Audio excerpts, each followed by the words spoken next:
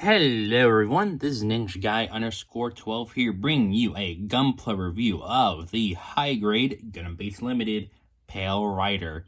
Ground heavy equipment type, clear color. From the Mobile Suit Gundam Side Stories Missing Link video game.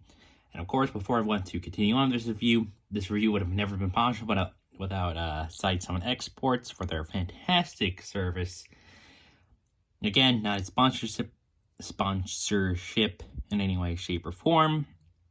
It's just pretty much just a shout out, so I'll have a link to their website down below. And overall, this was a pretty fun and enjoyable build. Kind of basic, but overall, pretty fun. There's not really too much to complain. Pretty much the stickers are one of the things to complain about, of course. And the other thing is just, like, just with the clear color itself, it's just, like, it's nice, and it is really beautiful. I mean, just look at this. It's super cool. However, pretty much if you want to, like, paint or get rid of seam lines or get rid of hollow parts, pretty much you just want to go with the standard Pale Rider, as you can't really do too much with the clear color here. Pretty much you're just gonna have it as it is, because there's not really anything you could really do with this in terms of, like, painting and stuff.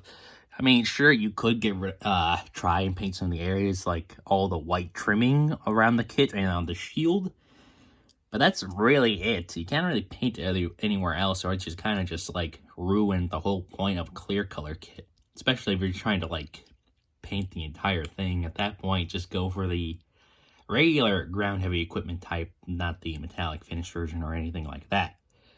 So overall, just, like, go for whatever version you prefer, sorry. My English is terrible at the moment.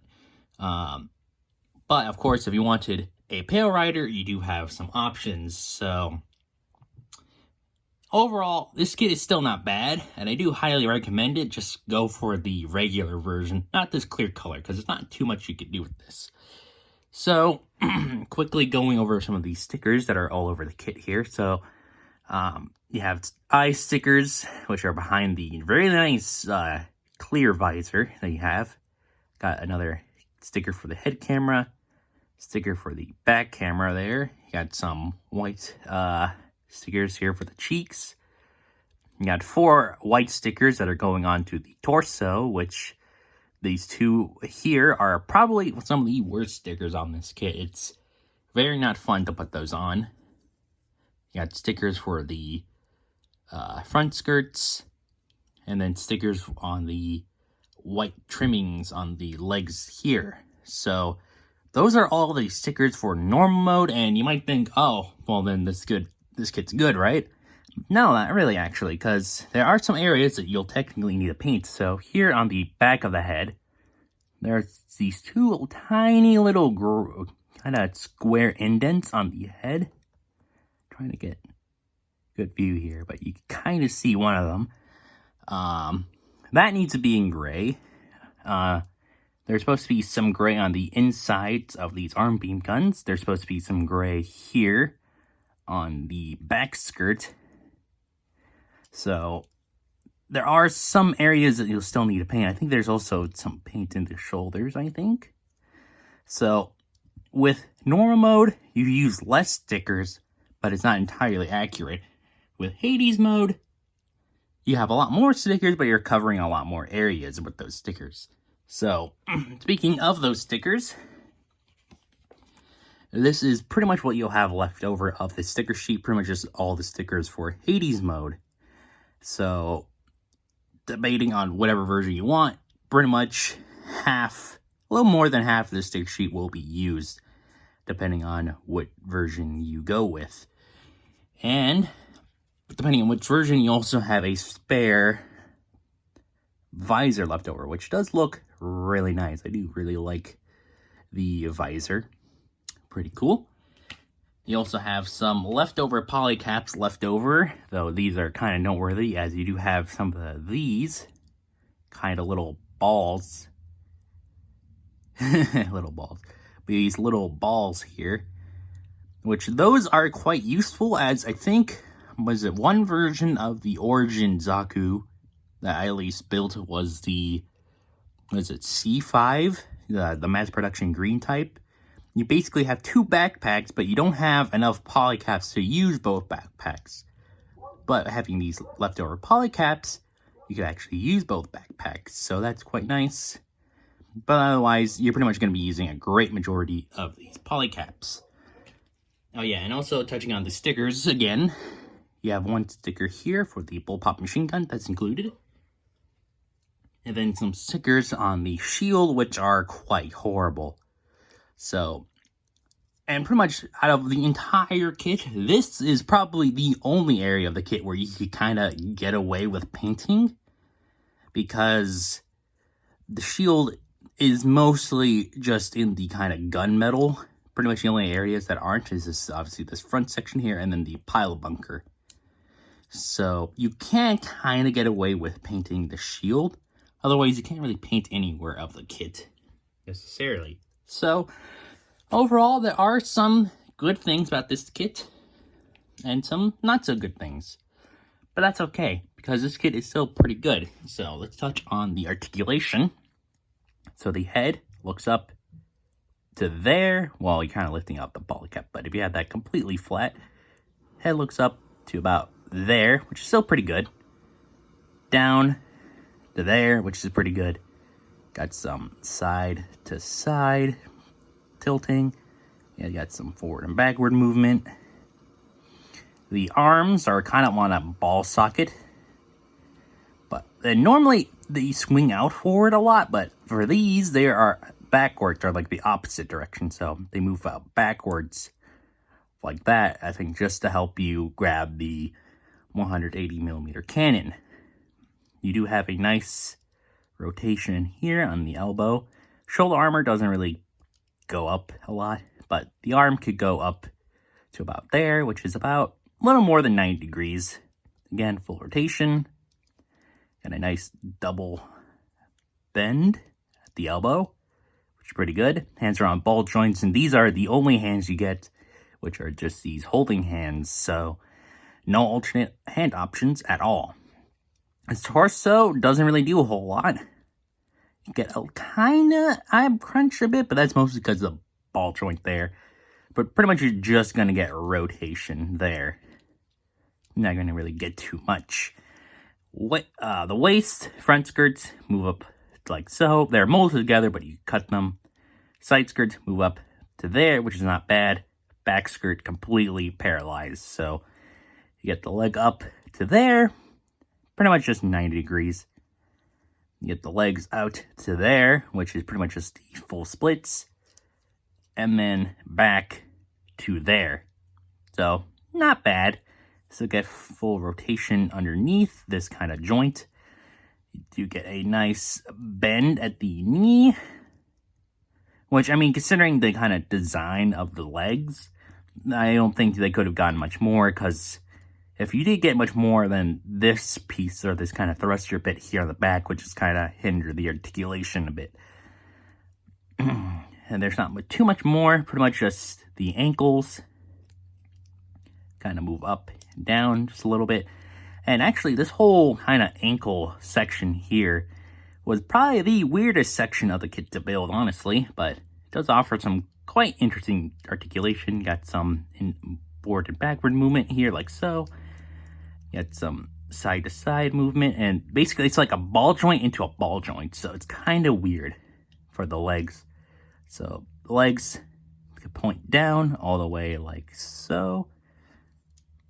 Not too bad. Legs could go up. Or the foot could go up to there. Got some side to side, or side to side movement. It's also pretty good. And then the backpack is pretty much just stationary. There's no articulation in the backpack. So overall, articulation, pretty good. There's not too much to really complain about the articulation of this kit, even if there are some things like the stickers that kind of hold back this pretty overall good kit. And now let's touch on the accessories, because there are quite a bit, but you don't get a lot of accessories. So starting over with some of the basic accessories, you have these 2 beam saber blades, which are for the beam saber handles that are on the side skirts.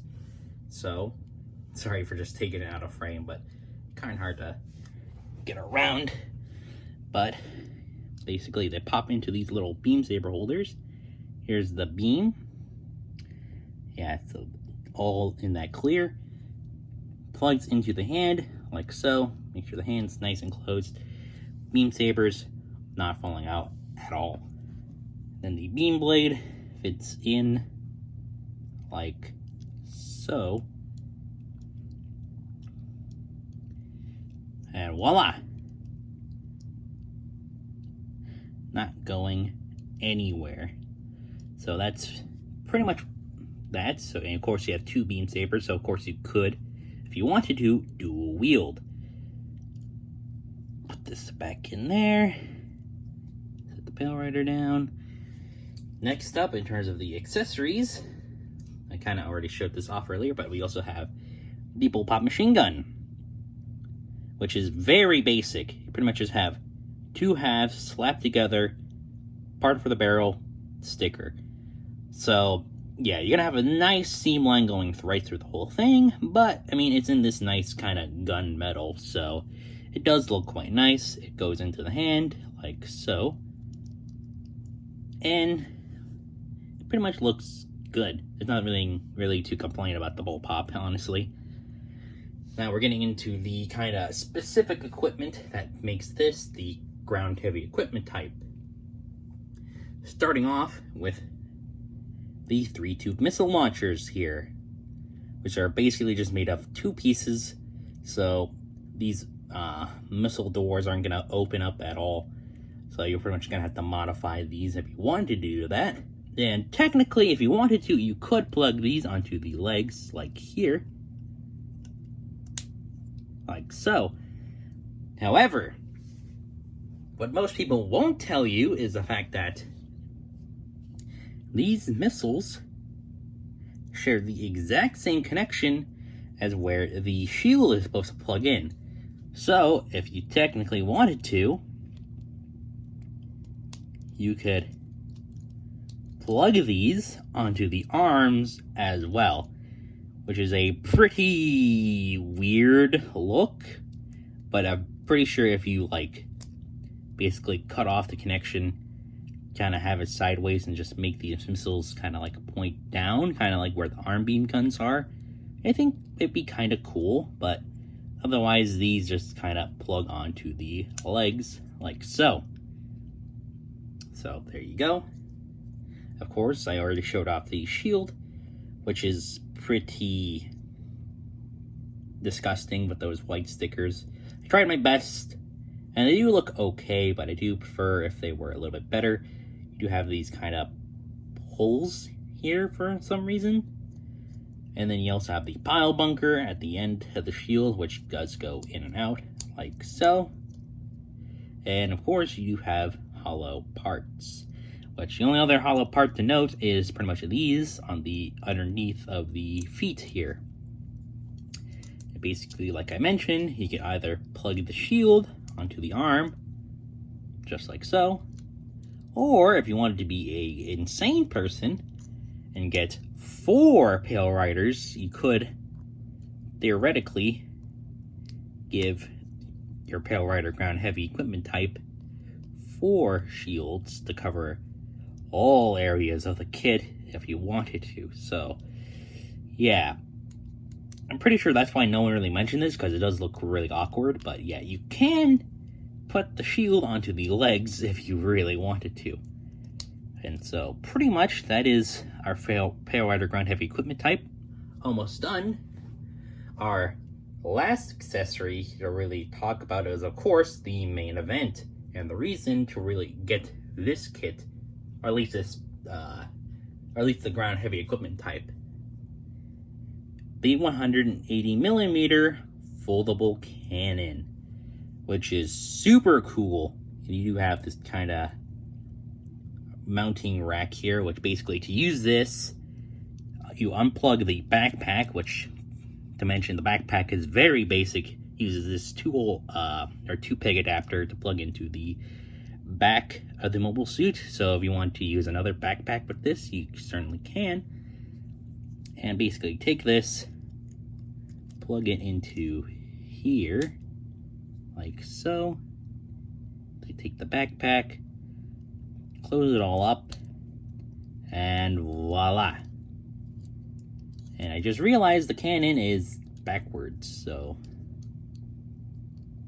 there we go. And there's your Pale Rider, fully loaded up with the ground heavy equipment type, or the ground heavy equipment, I should say. And of course, it does look really good. But of course, if you want to use the cannon, basically it's better just to disconnect it from the mounting rack first. And basically, what you'll do, take this top barrel section, kind of lift it up a little bit to get it away from this clip piece. Then you kind of take this, put it like so. Let me just show that again. Plug it in like so. Then you lift up the handle, which should be right about here. There you go. And move this here, which is actually on a kind of ball joint, into a polycap peg, or kind of peg here. Basically plug this back in, fold the arms, try to get this all into position, and there you go. The Pale Rider using that really cool 180mm cannon, which is again super cool. I do really like this weapon, but it is a bit cumbersome to hold on to, so that's why I personally don't really just have it out. And there goes that clip piece. So, oh yeah, basically how this kind of plugs in, there's like a little hole for this kind of front cannon part to plug in. And then this clip piece, which just fell off, it plugs into this little slot here. If I could get this in frame, like so.